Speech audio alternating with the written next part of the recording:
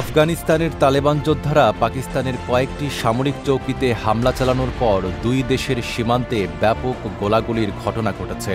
১১ October শনিবার রাতে শুরু হওয়া এই সংঘর্ষে উভয় পক্ষই ভারী অস্ত্র ব্যবহার করছে বলে জানিয়েছে নিরাপত্তা সূত্র। আফগানিস্তানের হেলমান্দ প্রদেশের কর্মকর্তারা জানান, তালেবান বাহিনী দুই পাকিস্তানি সীমান্ত চৌকি দখলের দাবি করেছে।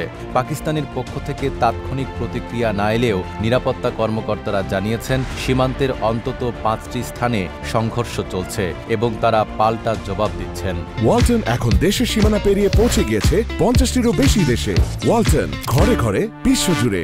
এর আগে আফগানিস্তানের রাজধানী কাবুল ও পাকতিকা প্রদেশে পাকিস্তানের বিমান হামলার অভিযোগ তোলে তালেবান সরকার, যা ইসলামাবাদ স্বীকার বা অস্বীকার কোনোটি করেনি। তবে তারা কাবুলকে পাকিস্তান বিরোধী তেহরিকি তালেবান পাকিস্তান টিটিপি গোষ্ঠীকে আশ্রয় দেওয়া বন্ধ করতে আহ্বান জানায়।